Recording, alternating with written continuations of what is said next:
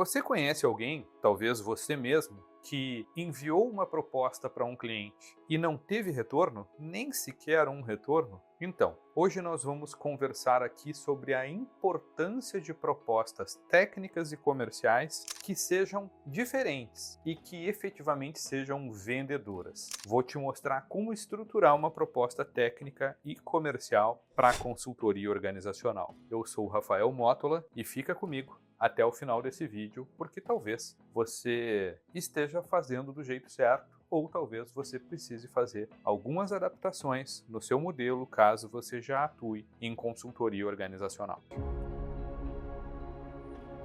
Muito bem. Propostas técnicas e comerciais precisam ser vendedoras. Eu fico um pouco assustado quando vejo consultores enviando propostas técnicas e comerciais, ou tão somente propostas com um cunho comercial, financeiro, fazendo uma breve descrição do serviço que vai ser prestado e do valor de investimento. Propostas estas muitas vezes com tão somente uma página. Lamento informá-los, mas esta não é uma proposta vendedora. Essa não é uma proposta que vai causar um grande impacto para o cliente. Isso pode piorar, se essa proposta for tão somente enviada para o e-mail do cliente de uma forma impessoal, como um anexo, ou, o que eu já vi, pior ainda, eu avisei que poderia piorar, no corpo do e-mail. Ou seja, a pessoa-chave, o tomador de decisão, o sponsor ou quem sabe o comprador da empresa, abre o e-mail e a proposta já está ali na tela, né, sem maiores informações. Bom, algumas dicas fundamentais. Primeira questão, uma proposta técnica e comercial, e observem, toda proposta tem um lado, como se fosse uma moeda, um lado técnico e um lado comercial, financeiro, deve privilegiar que nós coloquemos no início dessa proposta qual é o problema que nós vamos resolver. Rafael, mas isso é muito repetitivo, veja bem, o cliente já nos disse qual é o problema. Isso mesmo. E colocando, inclusive, com as palavras do cliente, que problema é esse? Que dores são essas? Descreva. O objetivo dessa proposta técnica e comercial é resolver este ou estes problemas, ok? Segundo ponto da proposta técnica e comercial, muito importante, dizer qual é o estado desejado futuro. Por exemplo, com o que nós realizaremos, que está descrito a partir do item 3 abaixo, nós chegaremos ao status ideal de, por exemplo, elevar a produtividade em 20%, reduzir os custos operacionais em 15%, ou seja, quantificar isso e dentro de uma linha do tempo, em 6 meses ou em 12 meses. Isso vai dar uma segurança para o cliente. Então eu estou confirmando o problema, eu estou dizendo onde ele vai chegar com a nossa contratação e só depois disso eu vou para o escopo. Rafael, posso colocar o escopo incluindo essas outras duas questões anteriores? Pode, tá? Então é no escopo que a gente vai dizer o que a consultoria, o que nós como consultores iremos fazer. É o escopo, é o objeto da proposta.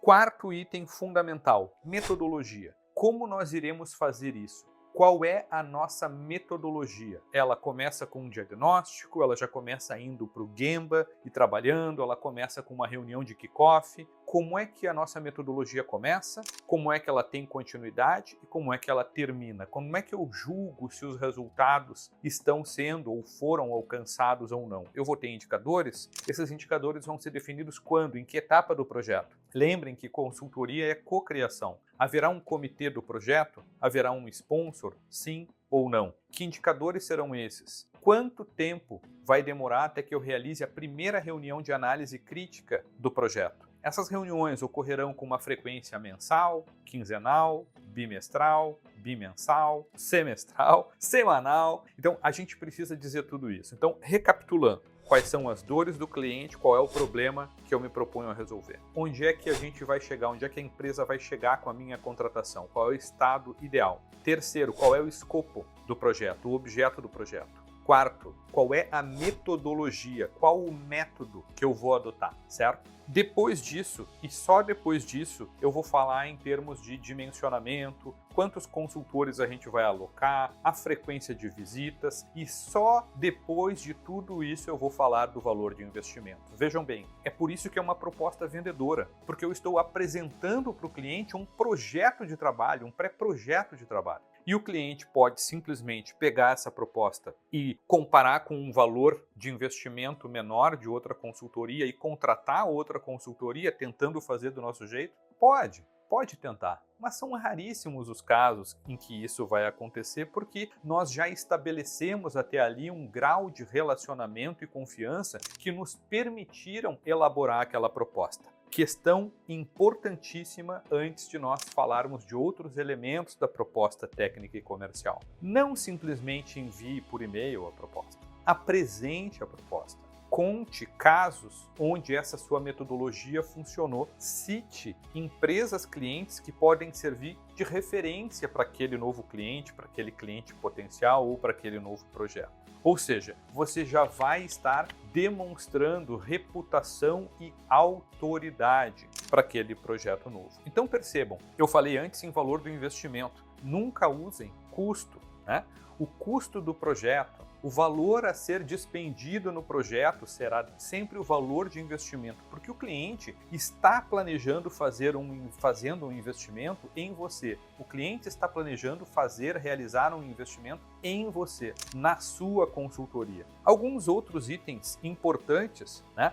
Deixe muito claro o prazo de pagamento. Deixe muito claro se as despesas de logística serão por conta do cliente, se serão por conta da sua consultoria. Deixe muito claro que todos os impostos serão pagos, né? Então isso é muito importante. Deixe muito claro quem são ou quais são ou qual é o nível, qual será o nível dos consultores sêniores que atuarão neste projeto. Então são várias as questões que não são periféricas, elas são muito importantes. Talvez agora esteja ficando claro para você a importância de uma proposta ser técnica e também comercial. Você não precisa colocar numa proposta uma planilha, a não ser que seja uma licitação ou que o cliente exija uma abertura de custos, falando da sua margem, falando quanto você vai remunerar seus consultores. Não, nada disso. Mas você precisa tecnicamente pontuar todos os seus benefícios, todos os seus diferenciais. E se você quiser complementar numa página final dessa proposta com logos de clientes já atendidos em escopos similares ao desse projeto, com referências que esse novo cliente pode ligar, né, pode trocar mensagens para buscar referências de você e da sua empresa de consultoria, por que não? Não é mesmo? Eu espero sinceramente que este vídeo tenha contribuído para você pensar em planejar como futuramente enviar propostas técnicas e comerciais de consultoria, de prestação de serviços de consultoria organizacional, ou caso você hoje já atue em consultoria organizacional em paralelo ao CLT ou tão somente faça isso, que este vídeo tenha servido de inspiração para você